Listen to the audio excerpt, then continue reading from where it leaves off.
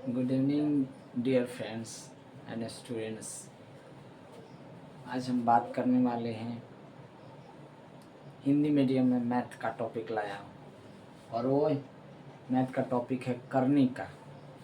ये थोड़ी करनी जो है मैथ में आया है, बहुत ही आसान है। अभी तो इस फर्स्ट जो पार्ट 1 वीडियो हम बनाएंगे इसमें केवल फार्मूला होगा, लेकिन इसके जो पार्ट 2 लाएंगे उसमें हर फार्मूला के स्टेप पे हम आपको क्वेश्चन देंगे, क्वेश्चन कराएंगे और बहुत इजी तरीके से। तो पहले फार्मूला के कॉन्सेप्ट को क्लियर कर लेते हैं, उसके बाद इस पे बहुत सारे जितने भी क्वेश्चन आएंगे सब आप बना लोगे सेकंडों में। तो देर न करते हुए आइए हम बात करते हैं करनी के बारे में। करनी क्या होता है? करनी को इंग्लिश में शॉर्ट्स कहते हैं या रेडिकल कहते हैं। तो आइए जान लेते हैं करनी है क्या। क्योंकि करनी करनी बहुत टाइप का करनी होता है, लेकिन उसमें से हम आज पढ़ने वाले हैं गणित के करनी के बारे में। तो गणित के करनी होता क्या है जान लेते हैं।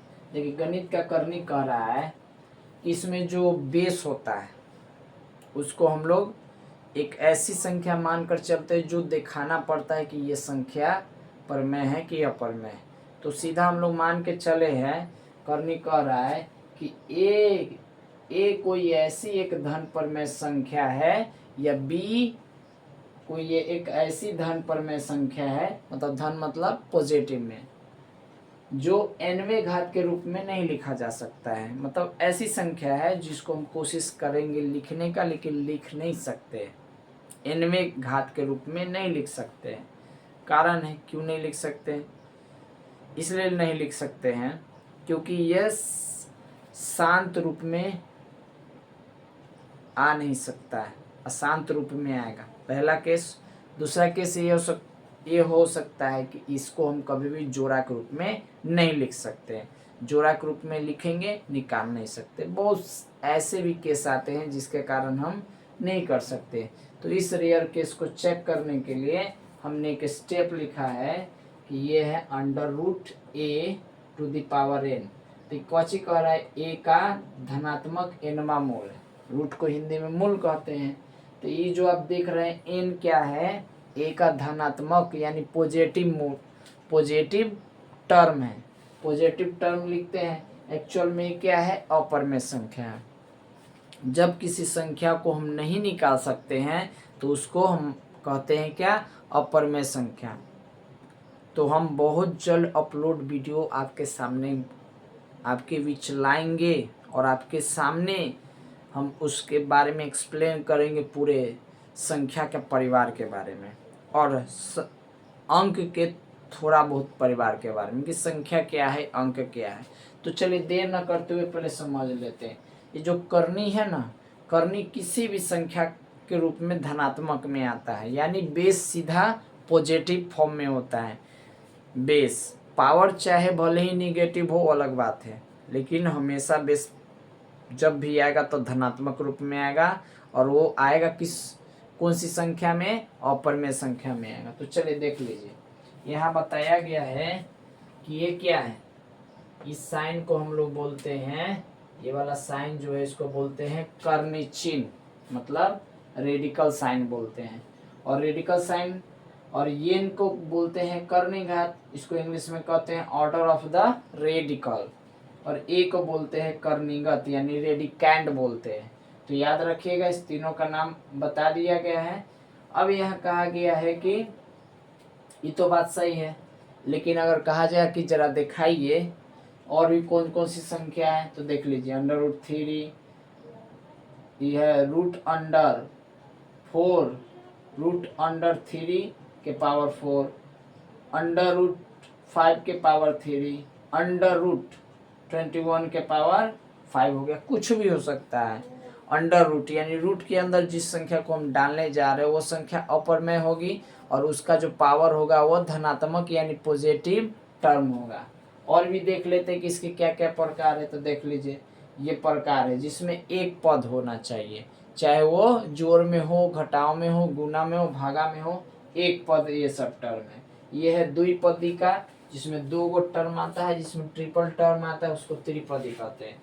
तो समझ में आ गई, ये सब एक पद है, यानी ये प्रकार है। किसका प्रकार है? करनी का। अब करनी के बाद समझ लेते कि अगर अपरिमेय गुणनखंड समान होता है तो समरूपी करनी कहते हैं। उसको क्या कहते हैं? समरूपी करनी कहते हैं। अदरवाइज मान लीजिए कि यहाँ 5 दिया हुआ है और यहाँ दिया हुआ है 6, यहाँ दिया हुआ है 3, यहाँ दिया है 10, यहाँ 7 दिया हुआ है। समझ गया ना? ये रूट 5 है और ये 3 है और ये 7 है। मतलब जब इस कंडीशन में ये क्या है? अपरिमेय गुणनखंड है, और अपरिमेय गुणनखंड जब समान नहीं रहता तो उसको क्या कहते हैं? असमरूप कहते हैं। असमरूप नहीं तो विषमरूप कहते हैं, असमरूप करनी कहते हैं। तो समझ में आ गया? ये करनी हमने बता दिया है कि कभी कभी ऐसा लिखा जाता है, तो इसको यूं कहे, समरूप करनी को भी हम लोग बोलते हैं इसको क्या बोलते हैं? समरूप, मतलब इंग्लिश में कहते हैं लाइक, इसको कहते हैं अनलाइक। तो समझ जाइएगा, असमरूप करनी मतलब जिसका अपरिमेय संख्या समान नहीं होगा, और जिसका समान होते जाएगा उसको समरूप करनी कहते हैं। अब कुछ नियम आते हैं। नियम क्या है देख लीजिए, ये नियम है।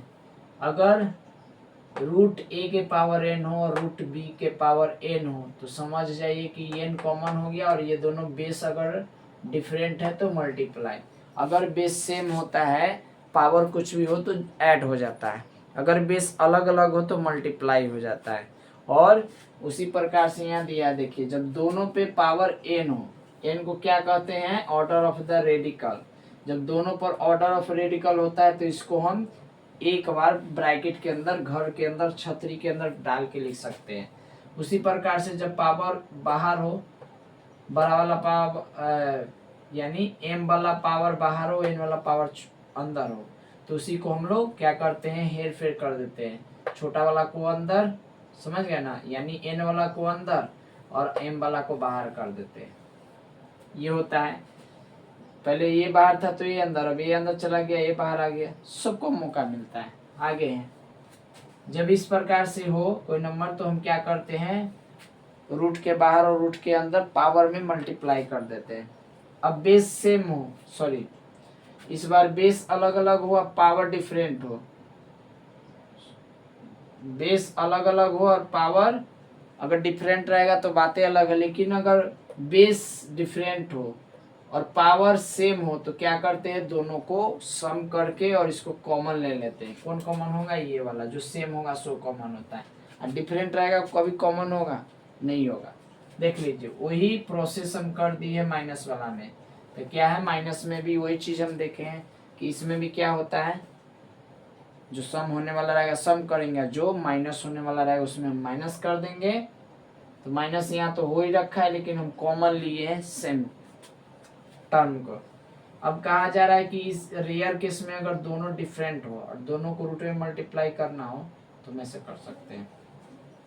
उसी प्रकार से ही अगर डिवाइड करना हो तो इस फॉर्म में लिख सकते हैं।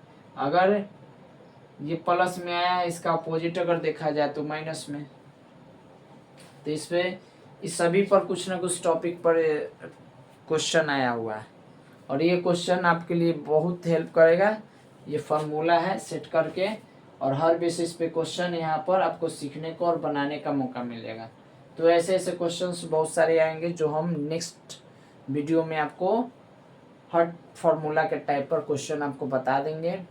अभी ये स्टार्ट ही हुआ है, ये फर्स्ट वीडियो है। जो फर्स्ट वीडियो आपको समझ में आनी चाहिए कि इसमें कुछ हम बताए नहीं है, बस ये फार्मूला है, नियम है, और नियम कानून से ही कुछ चलता है। आपको पता है नियम कानून से ही चलने में ज़्यादा भलाई है, और ये हमने उसका बता दिया, टाइप बता दिया, और ये किस पार्ट को क्या कहते हैं। जैसे बॉडी के पार्ट्स नेम होता है उसी तरह इसका भी पार्ट्स नेम है। तो चलिए इसमें नेक्स्ट वीडियो में हम इसके टाइप बाय टाइप कराएंगे, और नेक्स्ट वीडियो में मिलते हैं। Thank you very much. जय हिंद, जय भारत।